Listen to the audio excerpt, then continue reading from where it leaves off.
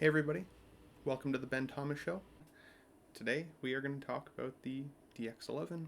The DX11 is probably one of my favorite hot toys of all time. For me, 2 years ago, I spent $1,000 on this guy, Canadian. I know the Queen Studios version just came out. My cell phone has been exploding. People saying, "Are you selling? Are you selling?" So today, I pulled all of this guy's accessories out of the box, but I also need to answer the question for myself and potentially help you guys answer the question for yourselves as well. Is it time to sell? Because if it is, we better do it soon.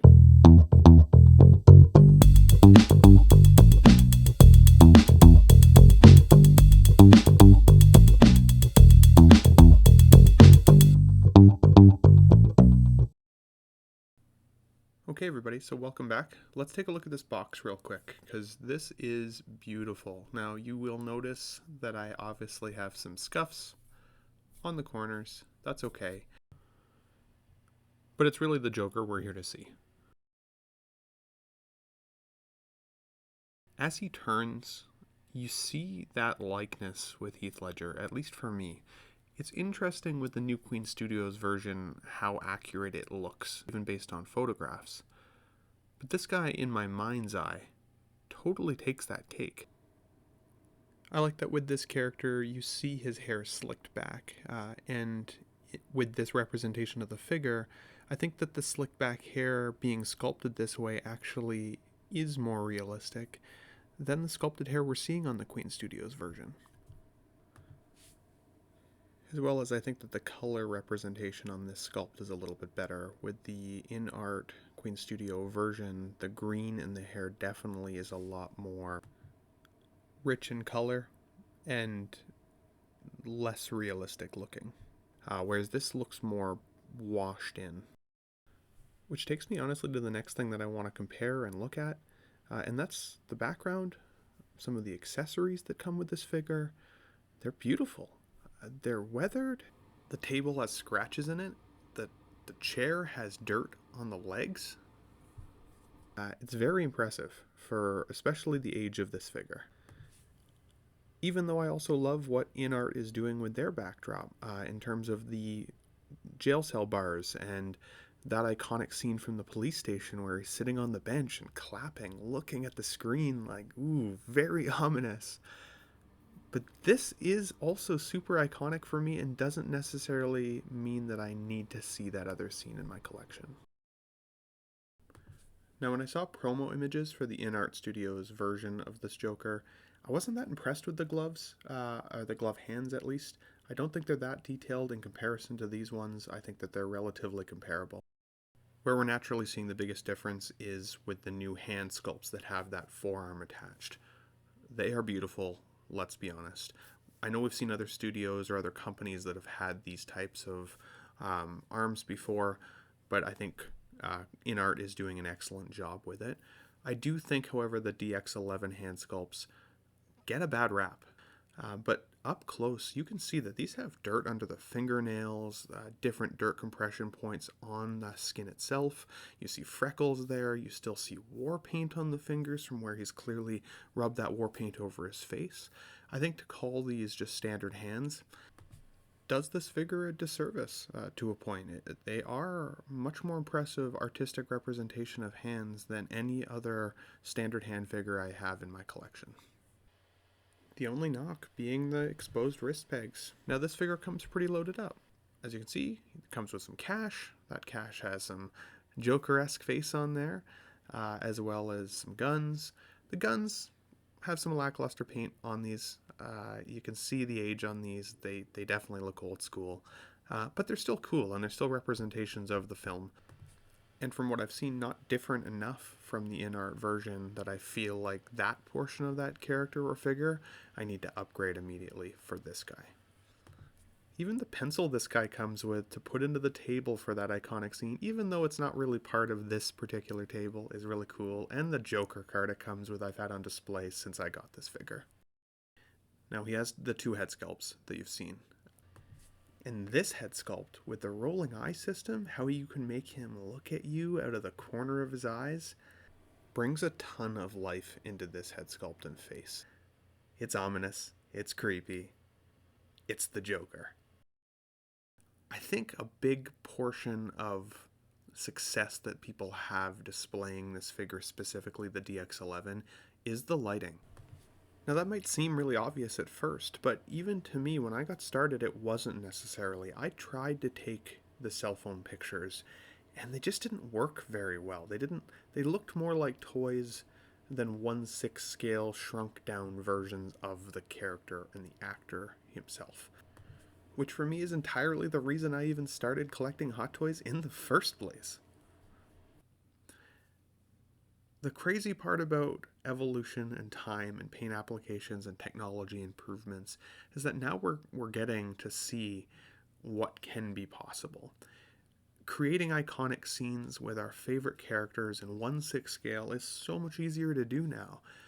But photography has improved, lighting has improved, which for me upped my game for my collection tenfold. Most of my lights in my display unit are Philips Hue. My display cabinet with the Kallax shelves that have the figures lit from behind, that's all Philips Hue. And even the lamp that I have over top of the figures right now shining down into this diorama display is also a Philips Hue bulb. That's an investment. It did cost a lot to get that set up, but that's part of displaying figures. Sometimes when we see figures in such harsh lighting, it does take away from how good they actually look. Most humans aren't cast under bright lighting all the time. We have shadows, we have shade, we have things that obstruct direct sunlight. The images you guys have been seeing in these last couple of shots are a great representation of that. When I first turned on all my lights, these guys looked like toys holding on to each other. With the right lighting, it looks like Batman's about to toss that guy off that chair aggressively, and that is awesome. And honestly, it just reminds me of why I love 1/6 scale collecting so much. It helps to invigorate your imagination, or it should. Statues are amazing, but they are statues. They just stand there and look at you in that statuesque pose. These guys are dynamic action figures. We can actually do or create the scenes in our minds that make us have chills when we remember those experiences in those films. And to me, you can't buy that feeling. But if you could, 1/6 scale collecting and holding on to a figure like the Joker gives me that pretty darn close. Now, tailoring is a hot button subject for this figure for me. The jackets, honestly, right from the get-go, I took them off this figure. I took the big purple jacket off, and I took this suit jacket off. They're beautiful inside. The shiny material inside feels really nice. They are durable materials. The purple coat definitely gives me more of a bathrobe vibe than an actual jacket, which is definitely a downfall. It makes the Joker look way more bulky than he does in the movies. And I've never had a suit jacket that ever looked like a bathrobe. So to me, that breaks some level of a character immersion for sure, which is definitely a knock against this character and a plus for that new figure that we're seeing from InArt. However, what I do actually like about the jackets on the figure is that because it bulks the arms up a little bit and bulks the body up a little bit more, it does make him look a little bit more like a person and less like a figure body. When he scaled all the way back to his green vest and that iconic jail cell look, which you can pull off with the DX11, you can have that street look with the jacket, you can have the jail cell look with the vest. That's really cool, really dynamic. I really like that. You don't need two figures to pull that look off. Looking at you, Queen Studios, or InArt. I do find that on the DX11 his arms feel a little skinny. His legs don't support him very well anymore, at least on mine. That might just be a one-off from my figure. I don't know if that's universal across all DX11s. But either way, this guy's a really tough time standing by himself. You should have seen all of the bloopers of just me trying to get this fucker to stand. Not easy. Not easy.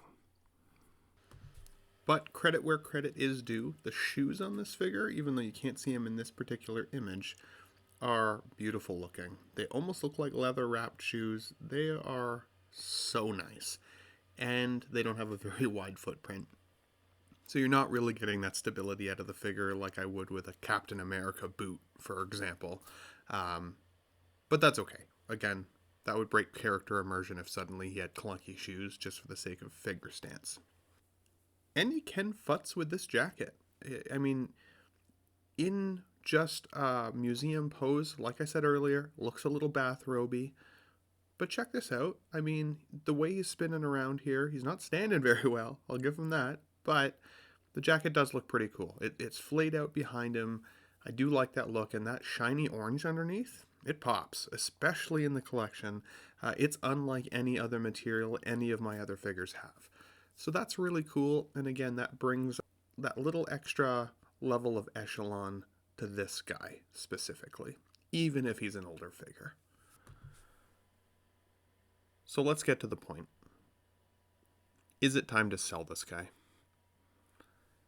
For me, the answer is no.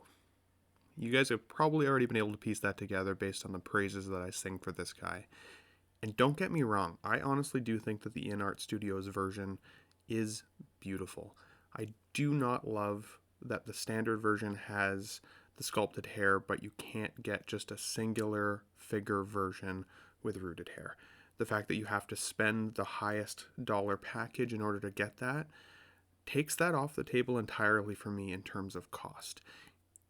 If Hot Toys wants to come back on this one, they need to come out with a DX 3.0 Joker that has rooted hair and that you can get as a singular figure that does all of the things that the DX11 did, just better. Better tailoring, better paint applications, hopefully some rooted hair, and a singular figure. I would pay in the $350 to $450, $500 range for that Joker, Canadian dollars of course, if it had those things. And honestly, it would, for me, likely kick the Queen Studios version to the curb in my mind's eye.